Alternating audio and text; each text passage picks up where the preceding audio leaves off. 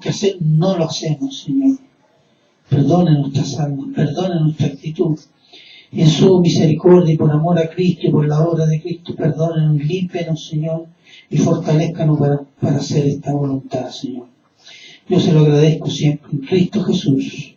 Amén. Bien, hermanos. Nosotros estamos en la última parte de este pasaje, que dice: la transformación, con la premisa para conocer la voluntad de Dios, la transformación, la renovación de nuestra mente, nuestra comprensión, nuestro entendimiento en las cosas de Dios, para comprobar, dice, cuál sea la buena voluntad agradable y perfecta de nuestro Dios. ¿Qué vimos en la primera parte?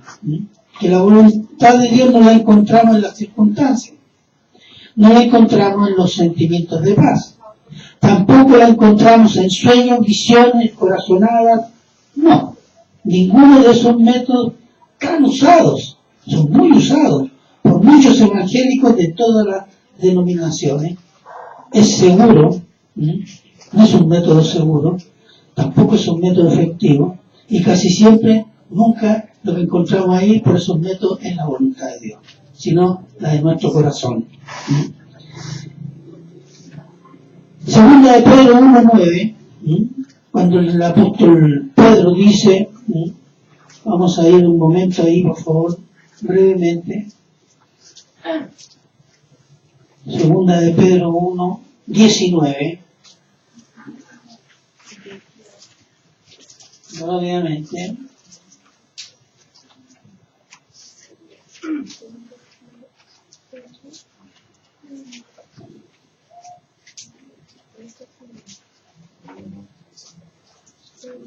Ya. ¿Sí? ¿Quién la tiene? Ya, léalo por favor. Porque por esto merece aprobación, que alguno, a causa de la conciencia delante de Dios, sufre molestias, padeciendo injustamente. Segunda de Pedro 1:19, ¿era eso? Yo tenía que primero. Segunda de Pedro 1:19. Amén. Ya. Tenemos también la palabra profética más segura, a la cual hacéis bien en estar atentos como a una antorcha que alumbra en lugar oscuro, hasta que el día esclarezca y el lucero de la mañana salga en vuestros corazones. Aquí hay tres cosas que nosotros tenemos que tener en cuenta. Primero, la palabra profética. ¿Cuál es la palabra profética? La Biblia. Más, ¿qué es lo que es? Más segura, que no se equivoca, es inerrante. Tenemos esta palabra para nosotros como antorcha. ¿Qué significa antorcha? Que ilumina, que nos da entendimiento, comprensión de todas las cosas. Y que el lucero de la mañana, ¿cuál es el lucero de la mañana? ¿Quién es el lucero de la mañana? Cristo. Salga en vuestros corazones, en el creyente, se forme Cristo en vosotros, el carácter de Cristo en vosotros. Y eso es por la palabra más segura. Entonces ahí tenemos ya un aspecto del conocimiento de Dios. Por otro lado, tenemos repitamos el versículo que se nos olvida siempre, Deuteronomio 29:29, todas las cosas secretas pertenecen a Jehová, nuestro Dios. Más las reveladas son para nosotros y para nuestros hijos para siempre, para que cumplamos todas las palabras de esta ley. ¿Qué tenemos? Tenemos la revelación, que es la Biblia, y ahí tenemos ¿qué cosa? Carácter de Dios, la voluntad de Dios, los mandatos de Dios, la obra de Dios, el futuro que nos espera a creyentes y a incrédulos. Entonces, ¿qué tenemos que hacer? Ir a la palabra más segura. ¿Cómo? Leerla. Y pedir al Espíritu Santo que nos dé el entendimiento. Entonces, lo revelado es para nosotros y nuestra descendencia, para siempre. Y para cumplirla. Entonces la voluntad de Dios está en su palabra, hermano, no está en otro lado. En su palabra revelada, su palabra es segura, nos ilumina y forma nuestro carácter de acuerdo al carácter de Cristo. Y somos llamados a obedecerla para que esto se cumpla. La palabra de Dios siempre está presente y siempre en ella está presente su voluntad para su pueblo, hermano. Si leemos atentamente, y no digo toda la Biblia, solo el Nuevo Testamento, usted puede decir que hay muchos mandatos.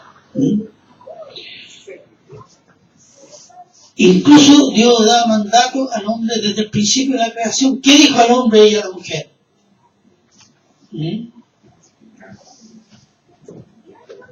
Se juntará el hombre con la mujer y serán una sola carne. Y señorear por los peces, hacer esto, gobernar la tierra, multiplicado, fructificado. Un mandato, ¿no? Del principio. Entonces no hay que elucubrar tanto, sí, Señor. Ahí hay un mandato que nos parece tan natural, claro, pero hay un mandato. Hoy día, ¿qué dice? No, el hombre puede meterse con el hombre, la mujer con la mujer. Vamos a mencionar algo de eso después. Entonces, Dios siempre pone a disposición de su pueblo su palabra donde está su voluntad para edificarnos. El título de este sermón será La voluntad de Dios es la clave. Parte 2. Romanos 12, 2. Entonces, Romanos 12, 2. Leo. No os conforméis a este siglo, sino transformados por medio de la renovación de vuestro entendimiento para propósito que comprobéis cuál sea la buena voluntad de Dios, agradable y perfecta. Entonces, ¿cuál es la premisa? Para conocer la voluntad de Dios es dejarse transformar, hermanos. Ahí comienza todo. ¿Cómo nos transformamos? Renovando nuestra mente, comprensión de todas las cosas según cómo las ve Dios. Y esa renovación de nuestra mente es por medio de su palabra. Volvemos al tema. Palabra de Dios, leerla, estudiarla, meditarla, obedecerla. Y dicho esto, podemos ver que hay 3 mandatos. Porque los mandatos de Dios es la voluntad de Dios. Y la voluntad de Dios se expresa en mandatos, no en opciones. ¿Han visto algún mandato de Dios?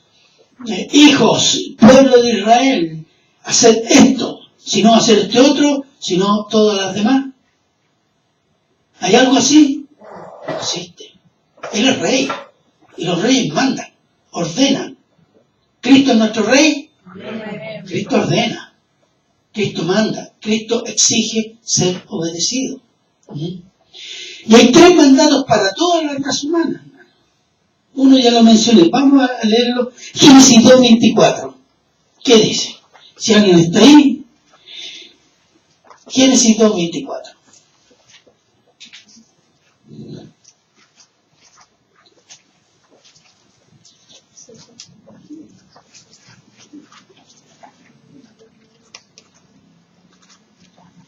Amén. ¿Ya? Por tanto, dejará el hombre a su padre y a su madre, y se unirá a su mujer, y serán una sola carne. Exactamente. Y en Génesis 1:28 dice, y los bendijo Dios, y les dijo, fructificad, multiplicaos, llenad la tierra, sojuzgadla, y señoread en los peces del mar, en las aves de los cielos, y en todas las bestias que se mueven sobre la tierra. Ahí hay un mandato de toda la raza humana. Todo ser vivo que se llama humano tiene este mandato. El hombre se revela, hoy día se está revelando a eso. El matrimonio entre un hombre, una mujer es tan válido como cualquiera. Esto es una rebelión contra la naturaleza, una rebelión contra Dios, una rebelión contra el sentido común, una rebelión contra la biología, una rebelión contra la inteligencia. Eso es, y esta es una rebelión que viene de ¿dónde? Viene de la profunda humanidad pecaminosa del ser humano, instigada por el malo. Génesis 9, 5, 6. Ese otro mandato para toda la raza humana, desde aquel tiempo hasta hoy día, que no ha estado derogado, como el matrimonio, ¿cierto? 9, 5, 6. Amén. ¿Qué dice? Porque ciertamente demandaré la sangre de vuestras vidas de mano de todo animal, y demandaré, y de mano del hombre, de mano de varón, de su hermano, demandaré la vida del hombre. El que derramare sangre del hombre por el hombre, su sangre será derramada, porque a imagen de Dios es hecho el hombre. Exactamente. Ese es lo que se llama el gobierno humano. Y el gobierno humano tiene un mandato de justicia. ¿Cuál es? Sangre con sangre. El que hombre matare a otro hombre pagará con su vida.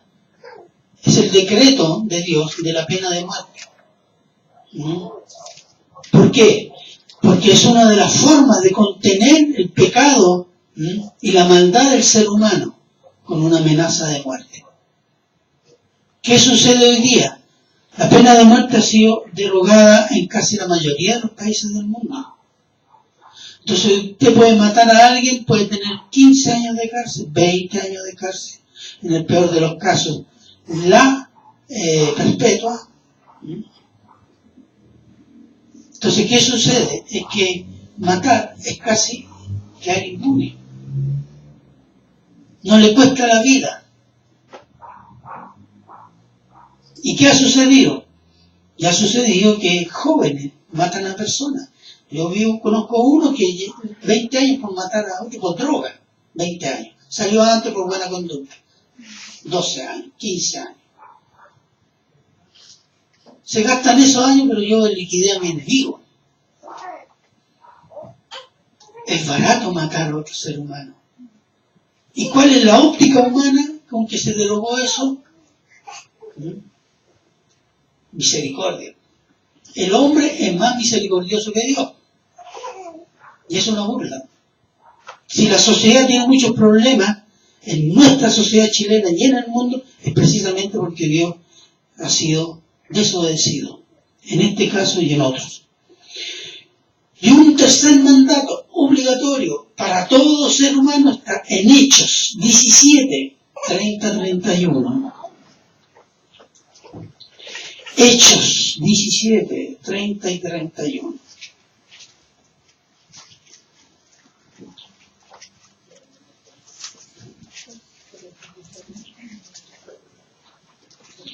¿Qué dice?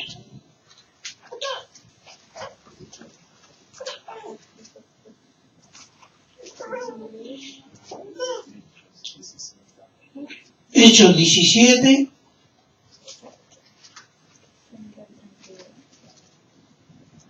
Ya, por acá adelante, por favor, para que lean. Pero Dios, habiendo pasado por alto los tiempos de esta ignorancia, ahora manda a todos los hombres en todo lugar que se arrepientan, por cuanto ha establecido un día en el cual juzgará al mundo con justicia, por aquel varón a quien designó, dando fe a todos con haberle levantado de los muertos. ¿Qué dice el apóstol Pablo? Manda a todos los hombres a qué? Arrepentirse. Usted sabe que la conversión es un mandato de Dios a todo ser humano, no es una opción. Decir yo no voy a creer porque tengo libre albedrío o porque tengo libertad, claro que tiene libertad. ¿Sí? Tenemos todo el libre albedrío para irnos al infierno. ¿Sí? Y cuando decidimos eso, no estamos libres de las consecuencias de esa decisión. Pero cuando somos llevados a Cristo, optamos por Cristo, estamos cumpliendo el mandato de Dios que todo ser humano se arrepienta de sus pecados por la fe en Cristo. Eso es lo que dice el apóstol Pablo. Manda. Dios manda. Nosotros como somos muy liberales y vivimos en una sociedad muy democrática, creemos que Dios es igual. Dios te dice esto o lo otro. No. Dios siempre manda. Para que lo tengamos siempre presente. Lo mismo es para los cristianos. Ya hablamos de... Tenemos por lo menos 3 mandatos para toda la raza humana. Y de alguna manera la raza humana mayoritariamente busca rebelarse a estos mandatos. Cristo es rechazado, refutado por la mayoría de la gente. Por los que creen, tenemos otros mandatos, ¿no? Amén. Amén. Manda a la iglesia, a cada uno de nosotros, a su iglesia en general, a obedecer varios mandamientos. Los mandamientos que en la voluntad de Dios son bien claros y explícitos. No hay nada oscuro en esto. No hay nada misterioso en la voluntad de Dios. Que mucha gente anda viviendo la vida cristiana como si la voluntad de Dios fuera un gran misterio. No, no hay misterio. Es que a veces no, el misterio ¿cuál es? Es que nosotros estamos refutando eso. Estamos negando, no nos gusta. Y le damos tiempo a la cosa. ¿Cómo le damos tiempo? Estoy orando. Y bueno, hermano, ahí estoy orando. Pero hay mandatos bien explícitos. Por ejemplo, veamos Efesios 5, 17 y 18. Por tanto, no seáis insensatos, tontos quiere decir eso, sino entendidos de cuál sea la voluntad del Señor. No os embriaguéis con vino, en lo cual hay disolución, antes bien, sed llenos del Espíritu. Y en Colosenses 3:16, cuando dice, Colosenses 3:16, si alguien puede estar ayudando con eso, Efesios.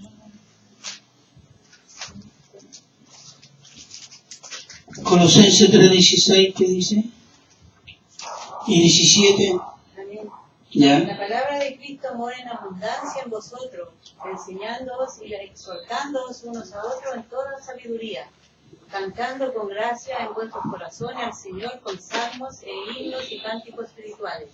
Y todo lo que hacéis, sea de palabra o de hecho, hacedlo todo en el nombre del Señor Jesús, dando gracias a Dios Padre por medio de él. Amén. ¿Cómo está escrito eso? ¿Es una opción? No, un mandato. Sed lleno del Espíritu Santo. No dice, sean cuando quieran, cuando pueden, cuando tengan ganas, sean llenos del Espíritu Santo. Es un mandato para la vida cristiana, para el cristiano. ¿Y cuál es el modo de llenarse del Espíritu Santo? La palabra. Que la palabra de Cristo more, viva en abundancia en vuestros corazones. La parte interior, en términos judíos, la mente y los sentimientos. ¿Para qué? Para andar alabando al Señor, viene de adentro, en corazones, sirviendo al hermano, ayudando a los hermanos, orando por los hermanos, alabando al Señor, sirviendo al Señor. Hacer todo como para el Señor. Entonces, eso es lo que es la llenura del Espíritu, y es un mandato, hermano, para todo cristiano. Conocer la palabra es para ser lleno de ella. No para andar azotando a otros hermanos más débiles, sino para ser nosotros llenos. Otro mandato, Juan 13:34. ¿Qué dice? Os doy un mandato nuevo. Amaos los unos a los otros como lo ama vuestro papá, vuestra mamá, vuestro tío. ¿No? ¿No es así? Esta es otra Biblia. Claro, ¿no? Dice, amados los unos a los otros como yo los he amado a ustedes. ¿Cómo nos ama el Señor? Es como nosotros dicen, no te amo más. No te quiero más. Ya, te odio. ¿Es así el Señor? Él murió por nosotros. Él tiene un amor incondicional por nosotros. ¿Y qué dice? Ámense así entre ustedes. Y este es un mandato, hermano. Y este mandato lo podemos ejercer en la medida que amamos y conocemos al Señor. ¿Qué otro? Mateo 18, 21, 22.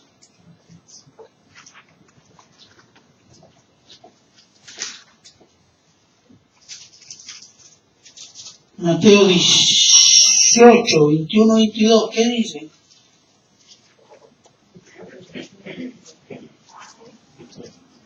¿Quién lo tiene? Amén.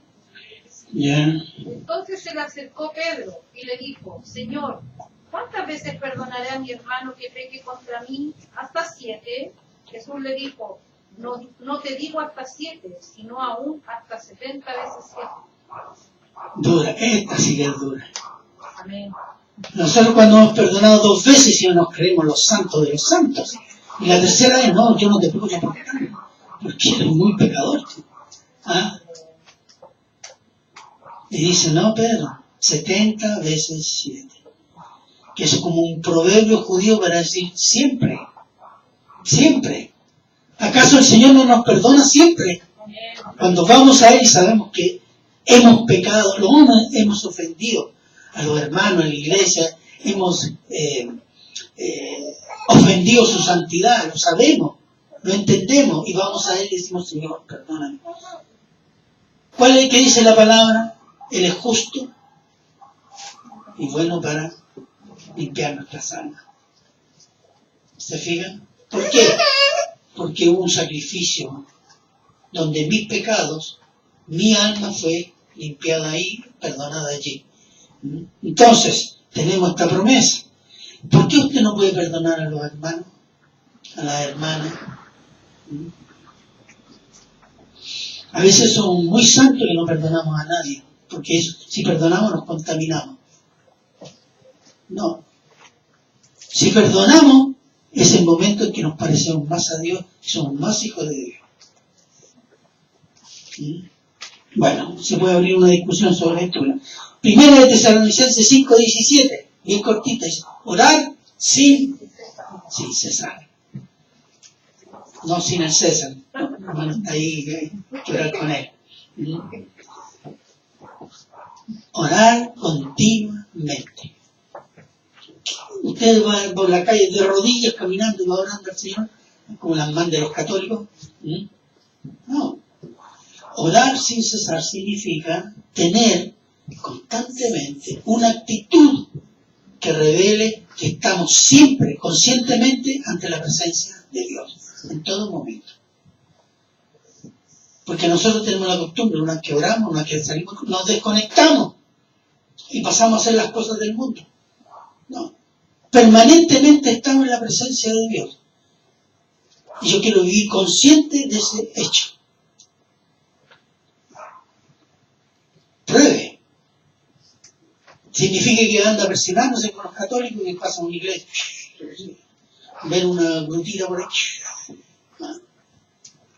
¿No? Significa que en mi pensar, en mi sentir, yo estoy consciente que permanentemente estoy en la presencia de Dios. ¿Cuál es la diferencia del incrédulo? Que el incrédulo está en la presencia de Dios, pero no lo sabe. Y a veces nosotros vivimos como los incrédulos. Porque estamos en la presencia de Dios es un dato objetivo. Dios es omnipotente, sí. Dios está en todo lugar, sí. Es omnisciente, sí. Pero vivimos como si no estuviéramos en la presencia de Él. Entonces, el orar sin cesar significa eso, hermano. Además de su tiempo de oración específico, particular, una vida, actitud diaria de estar en la presencia del Señor. ¿Qué más? Es un mandato, ¿ven? Orar sin cesar. No dice orar sin cesar o con cesar de vez en cuando en vez. Son todos mandatos, hermano. Primera de Tesalonicenses 4:3. Por ejemplo, se lo leo yo cuando le dice, pues la voluntad de Dios es vuestra santificación, que os apartéis de fornicación. Aquí es explícito. La voluntad de Dios, santificación. ¿Y qué dice? ¿Dónde estoy? Por acá estoy. Primera de Pedro 1, 14 y 16.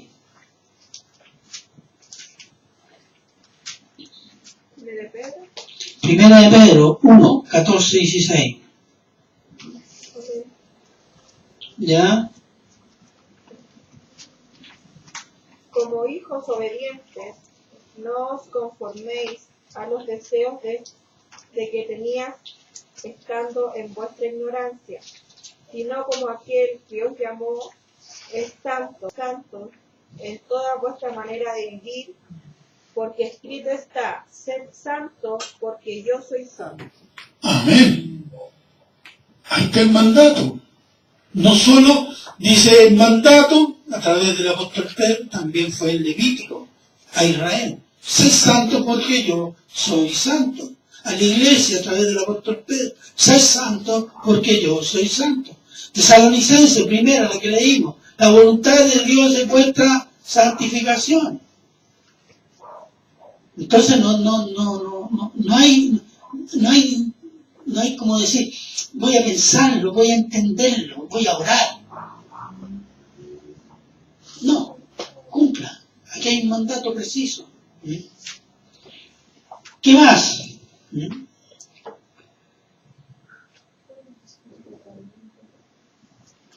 14:23, Juan 14:23. Se lo leo yo, cuando dice, respondió Jesús y le dijo, el que me ama, mi palabra guardará, y mi Padre le amará, y vendremos a él, y haremos morada con él. El que guarda mi palabra me ama, el que me ama guarda mi palabra. El amor y la obediencia a la palabra están relacionadas. Si hay amor, hay obediencia. ¿A qué? A la palabra. ¿Para qué estudio la palabra? Para hacer crecer mi amor y obedecerla. Para crecer mi amor a Cristo. Experimentar cada día más el amor de Cristo y amarlo cada día más. Entonces, es un mandato. También es un mandato, hermanos. La palabra no es, y se lo repito, la palabra de Dios no es para los universitarios, no fue escrita para el pueblo de Dios. Usted piensa que los tesalonicenses, los colosenses, los corintios, los romanos, todas estas cartas que están ahí, eran gente, todos cabezones bíblicos, ¿no? Eran gente como nosotros, medio aturdidos, porque les cuesta, ¿sí? Pecadores, que se arrepienten, que se humillan. Eran gente como nosotros, hermano. Y estas cartas fueron escritas para ellos y para nosotros. Así que meta su corazón y su mente en la palabra y va a ver los cambios que se van a producir en su vida. ¿Qué más nos manda el Señor? Mateo 28, 19. Vamos a Mateo un rato. Mateo 28 es el mandato del Señor Jesús a sus discípulos y a la iglesia por extensión. ¿Qué dice? Del leo del 19. Por tanto, en conclusión, después de la obra de Cristo, la cruz de Cristo, la resurrección de Cristo, ellos estaban viendo a Cristo resucitado. Y les dice, por tanto, en conclusión, id y haced discípulos a todas las naciones, bautizándolos en el nombre del Padre y del Hijo y del Espíritu Santo. Hacer personas que sigan a Cristo, que crean en Cristo, que amen a Cristo. Y después dice, y bautícenlos. Que cualquier hermano puede bautizar, ¿sabe usted? Cualquier hermano. Hermano fiel bautiza al otro hermano. Puede ser el pastor, puede ser cualquier otro hermano. Y en el 20, ¿qué dice? Enseñándoles que guarden todas las cosas que os he mandado, y aquí yo estoy con vosotros todos los días hasta el fin del mundo. Amén. Enseñándole todas las cosas de Cristo, las enseñanzas de Cristo, el Evangelio de Cristo, el carácter de Cristo. ¿Dónde lo aprendemos? En la Escritura. Entonces el hermano más avanzado le enseña al menos avanzado. Enseñándoles. Somos todos maestros acá para enseñar. Cuando sabemos lo que es nuestro Señor en nuestra vida, lo que es la palabra, podemos enseñar. Y en Marcos 16:15 les dice, id, y les dijo, id por todo Quilicura y predicad el Evangelio a toda criatura. Amén. ¿Dijo eso el Señor? Sí, porque Quilicura es parte del mundo, ¿no? Y por todo el mundo. Nos corresponde esta parte a nosotros. Otro mandamiento que a veces no...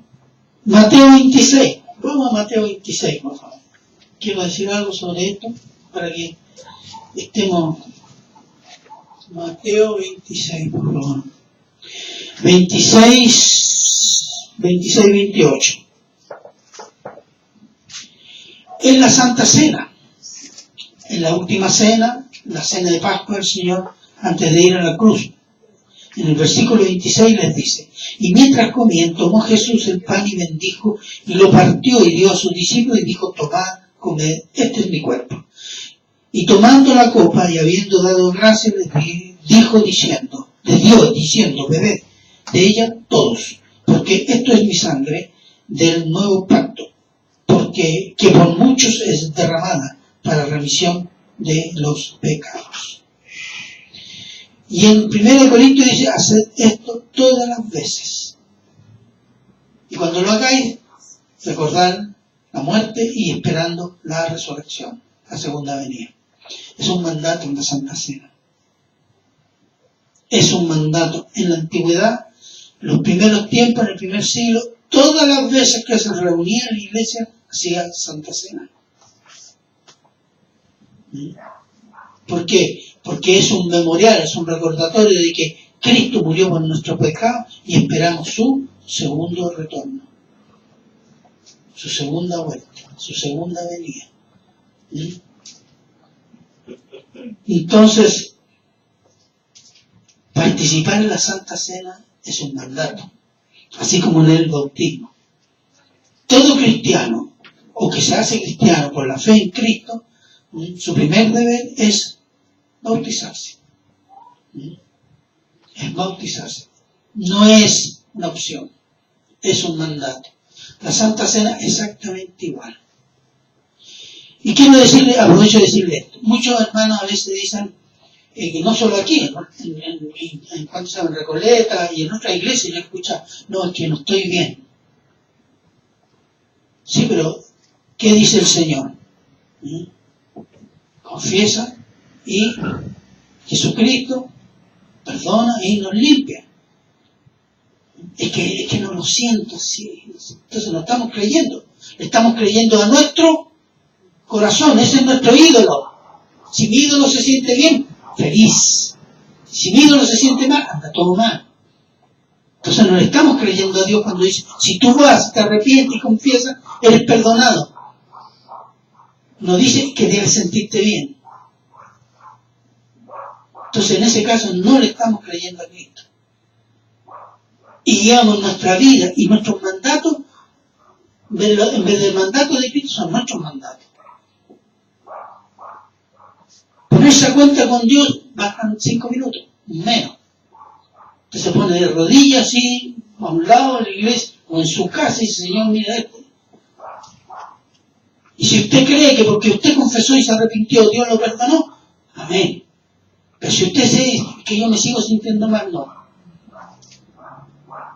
Entregue eso al Señor. Y confíe en Él. Confíe en su promesa. Entonces debe ser una obligación participar en la Santa Cena. Hebreos 10, 24, 25.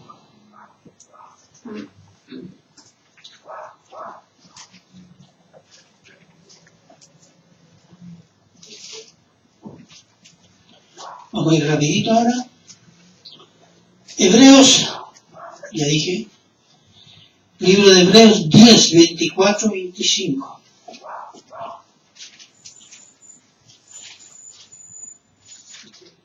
Amén. ¿Ya? Y considerémonos unos a otros para estimularnos al amor y a las buenas obras, no dejando de congregarnos como algunos tienen por costumbre, sino exhortándonos, y tanto más cuando veis que aquel día se acerca.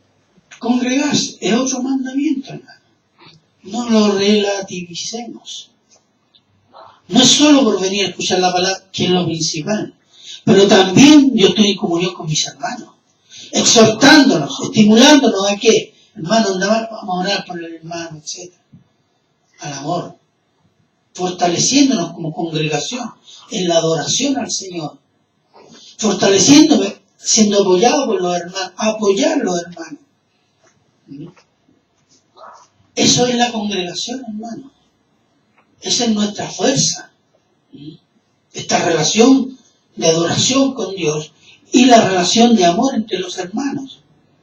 Ese es lo que llama el baluarte de la verdad.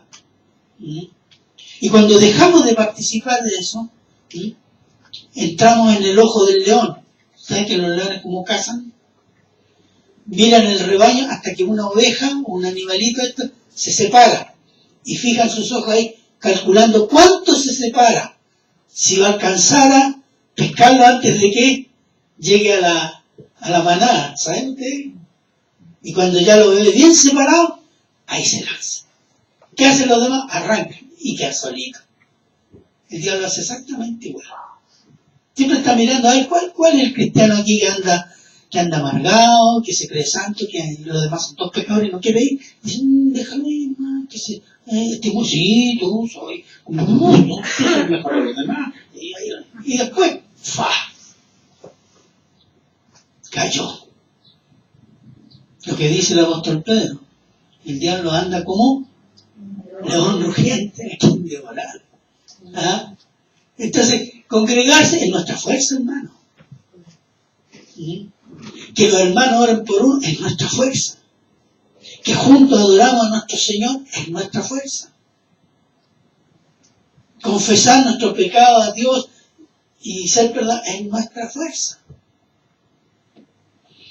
Pero muchos dicen, no, yo no voy a ir porque estoy mal. Dios le hizo caso al diablo, le hizo caso al león. Sí, quédate en la casa, descansa. Ya se te va a pasar. Mentira. ¿O no? Y nos mentimos solo. ¿O no? ¿Cuántas veces hemos dicho y hecho eso? Muchas. Todos, incluido a mí. Pero hay que aprender, hermano. ¿Qué más? Segunda de Corintios 9:7. Dios bendice al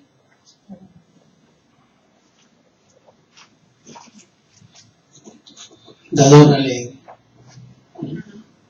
Dios ama al dador alegre. ¿Cuál es la verdad? ¿Qué dice? Ama. Ama. Eso. Exactamente. Muchos dicen, no, Dios bendice. No se esperamos la bendición, no. Dios ama al dador alegre. ¿Cierto? ¿Por qué? Porque el dador alegre refleja ¿qué cosa? El carácter de Dios, hermano. Porque Dios se alegra en dar. Dios se goza en bendecir a sus hijos. Y cuando uno da con alegría y no dice, uy, esas 20 lucas me podían hacer, y ahí las meten al ofender así con pena, y adiós.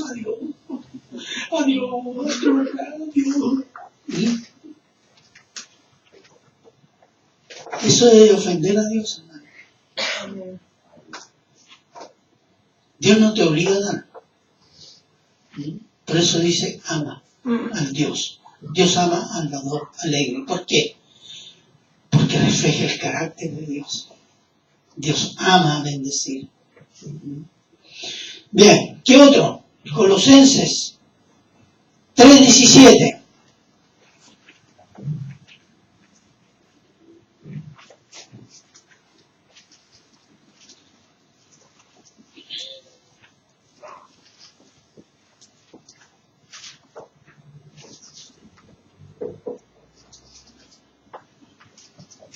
¿Quién tiene? Colosenses 3:17, por favor.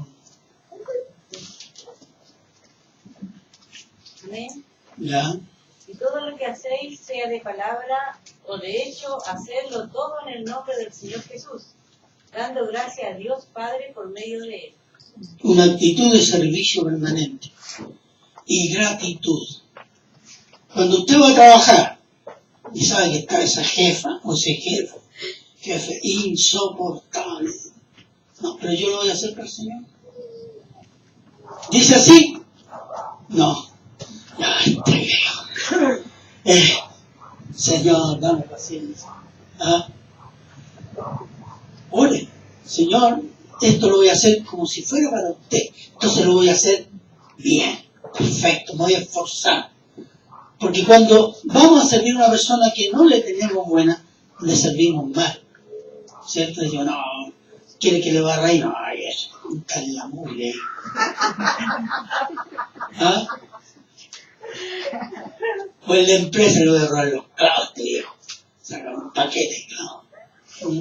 Un tarrito de pintura. Entonces, ahí estamos trabajando para quién, no para Dios, ¿cierto? Estamos en la carne. En cambio, si usted va a trabajar, no importa el jefe que tenga o la jefa que tenga, esto lo voy a hacer para la gloria de su nombre, Señor, y lo voy a hacer perfecto, lo mejor, y deje que el Señor trate con esa persona por su testimonio. Eso es una ingratitud. La gratitud, hermano, es lo menos que nosotros somos con el Señor. A veces tratamos al Señor como si el Señor tuviera obligaciones con nosotros. No, todo es misericordia. Esto es todo por misericordia. Efesios 5:22, y aquí ya comenzamos con problemas. Dice, las casadas estén sujetas a sus propios maridos como al Señor. Amén. Amén, escuché un amén, es soltero.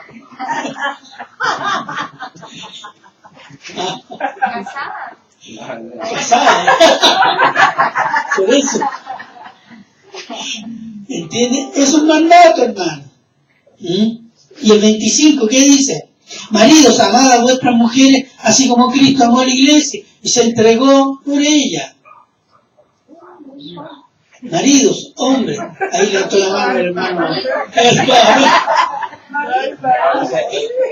¿Cómo nos amó Cristo? Lo dijimos delante, en forma incondicional. Así ame a su esposa. Y no se queje con el Señor. Entonces, son mandatos, hermanos. Se fija que podemos conocer la voluntad de Dios, pero que a veces no nos gustan algunas cosas de la voluntad de Dios. Filipenses, pero en Romanos 13:1. Romanos 13:1. Someteos a las autoridades. No, pero que este viejo es de derecha y los derechos humanos, y el otro dice, no, que este es un izquierdoso. Usted sabe que el apóstol Pedro, cuando escribe la carta, la segunda creo que es, cuando dice que oren por respeten las autoridades, y el apóstol Pablo le escribe a Timoteo que oren por las autoridades, por los hombres en eminencia, en autoridad. ¿Saben quién era el emperador romano? Nerón el depravado. Nerón era el emperador de Roma. Y ni ninguno de los apóstoles, mucho menos el apóstol Pedro, el apóstol Pablo, en sus escritos y fuera de lo que se conoce en la historia, hayan llamado a una insurrección o una marcha contra Nerón. ¿Se fijan? ¿Por qué? Porque el principio de la autoridad viene de Dios. Las autoridades políticas, las autoridades civiles, las autoridades militares, judiciales, la autoridad del padre, de la madre, la autoridad del pastor, es una autoridad delegada que viene de Dios para hacer determinadas cosas. El único momento que se puede romper esa autoridad, y muy específicamente, es cuando esa autoridad va contra Dios. Por ejemplo, si el gobierno aprueba el matrimonio igualitario, ¿qué tenemos que hacer? Decir, es la autoridad, amén. ¿Eso tenemos que hacer? ¿No? Porque esa ley viola, ¿qué cosa? La ley de Dios. ¿Cuál es la ley? Que se case un hombre y una mujer. ¿Y acá qué están diciendo? Que se case el hombre. No. Entonces yo no tengo la obligación de obedecer esa ley. Pero eso no significa que yo tenga que hacer una predicación para derribar al gobierno, no. Yo no obedezco eso específicamente. Bueno, respetar, obedecer las autoridades, que significa pagar los impuestos también. Filipenses 4:8. Si alguien puede estar ahí.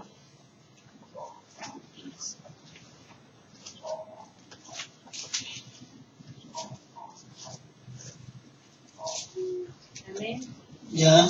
Por lo demás, hermanos, todo lo que es verdadero, todo lo honesto, todo lo justo, todo lo puro, todo lo amable, todo lo que es de buen nombre, si hay virtud alguna, si alguno es digno de alabanza, es esto pensar.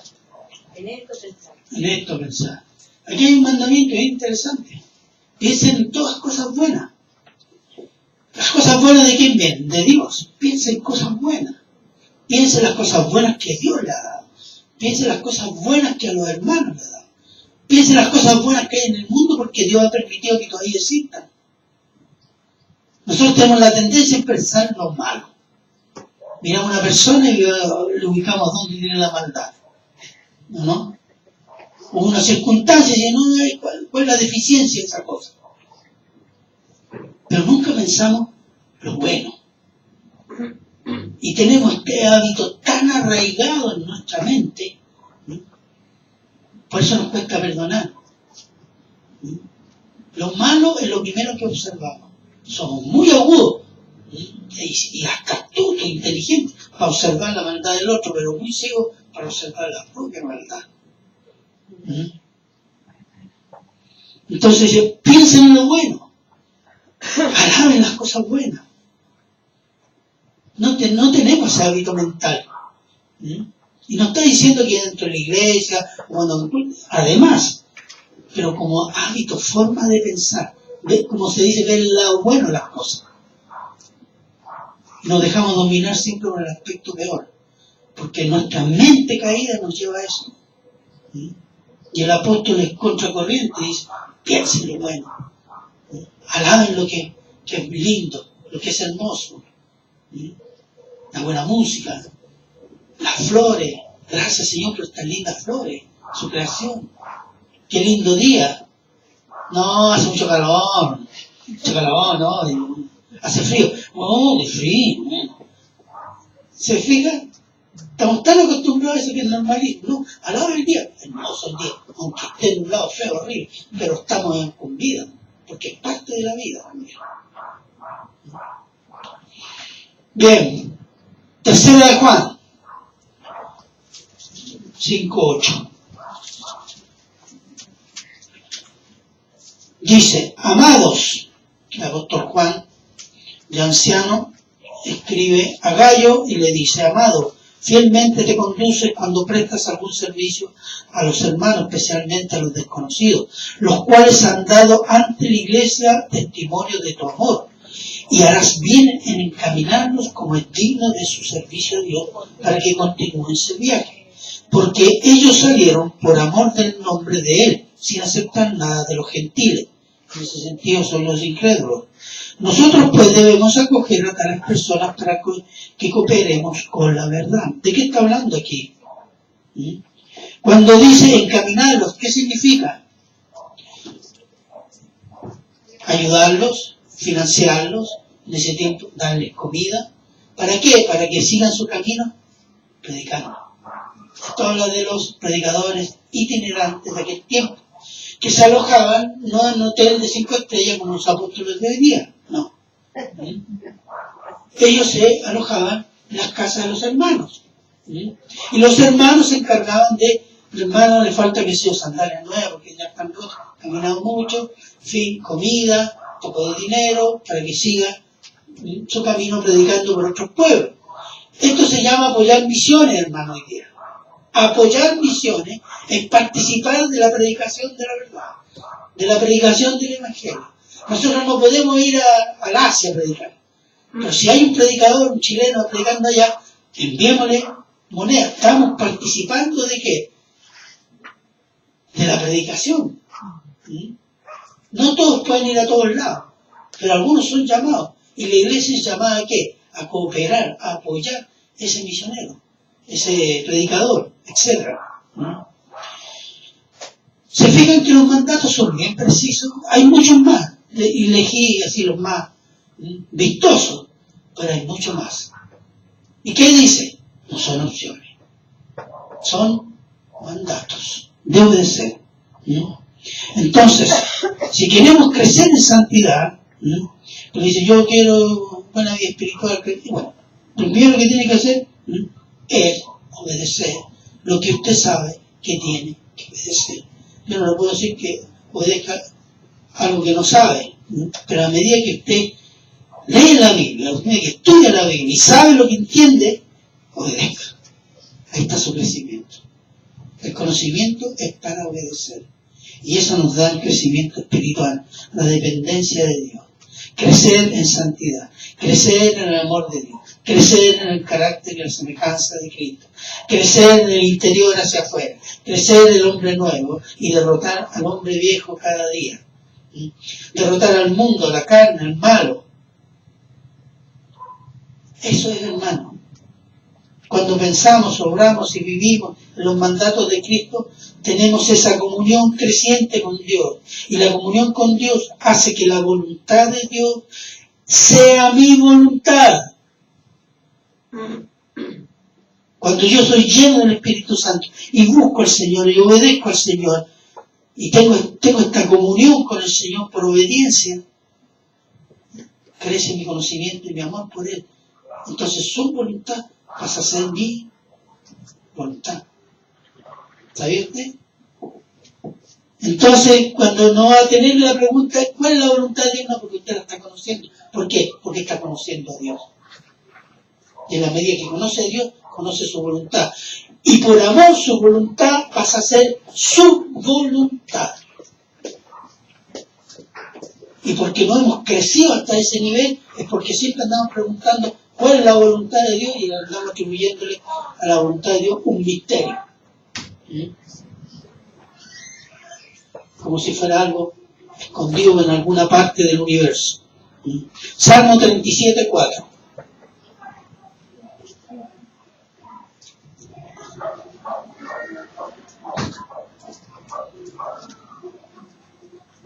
Amén. Ya.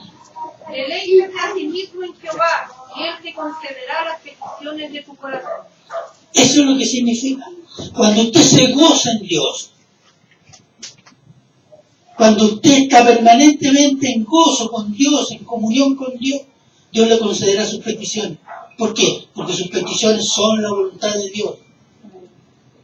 No lo que uno quiere carnalmente, porque nosotros somos muy carnales. Concede las peticiones que quieran. No.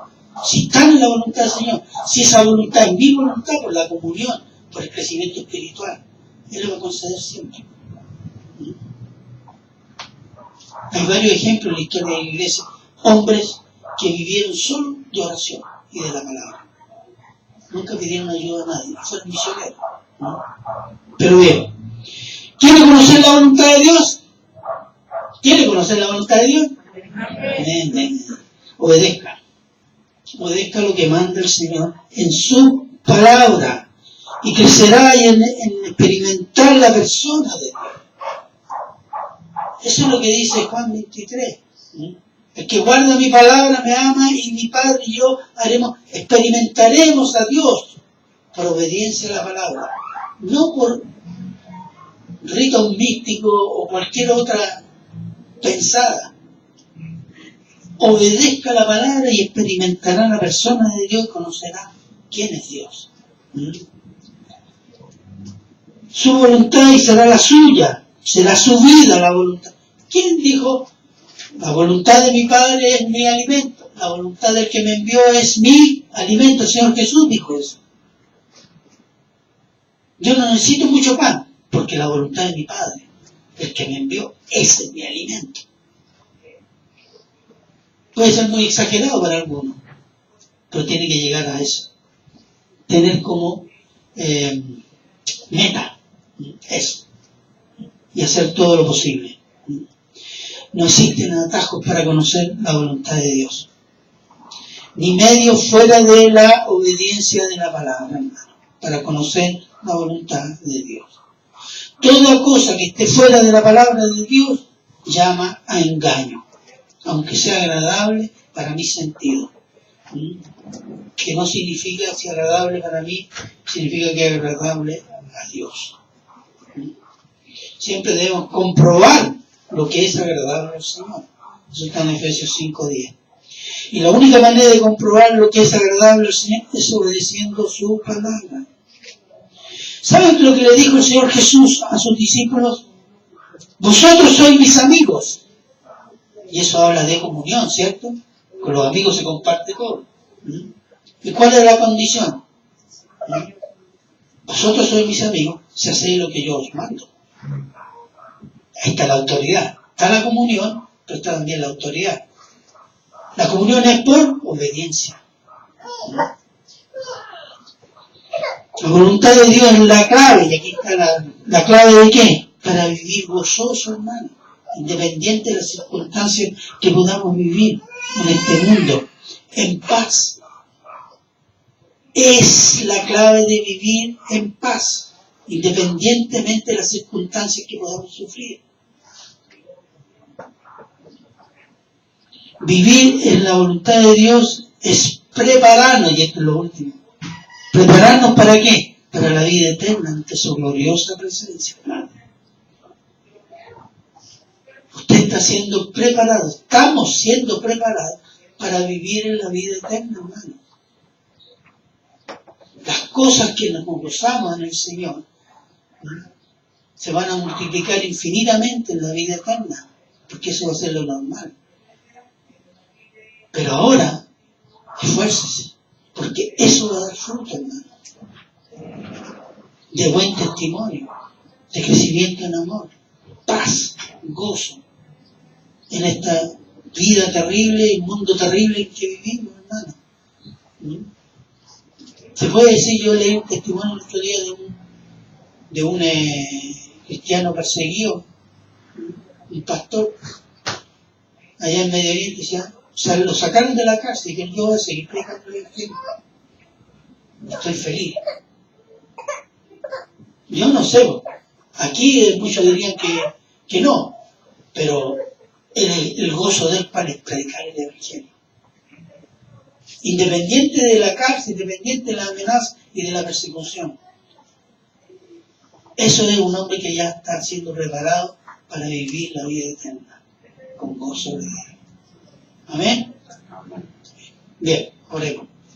Padre bueno, eterno y misericordioso, Señor, damos las gracias, Señor, porque su palabra nos enseña a lo largo y al ancho lo que es su voluntad, Señor, su mandato, Señor, de hacernos crecer en el amor de Jesucristo, para que lo experimentemos, conozcamos, Señor. Perdone, Señor, nosotros hemos sido rebeldes, Señor. Rebeldes a estudiar su palabra, rebeldes, Señor, a obedecer, sabiendo lo que tenemos que obedecer y buscamos alargar las cosas.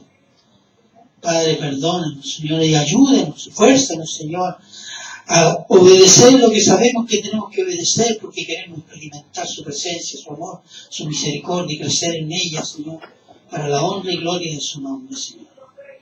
Ayúdenos, Señor, que la palabra nos lleve a pensar siempre en lo que es agradable a usted, lo que a usted lo glorifica delante de los hombres y delante de nosotros, para que podamos crecer, Señor.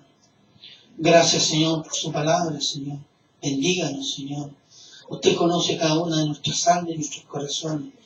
A usted se las encomendamos, Señor, y sabrá lo que hay que hacer, Señor. Pero pedimos y rogamos esta misericordia en el nombre de Cristo Jesús. Amén.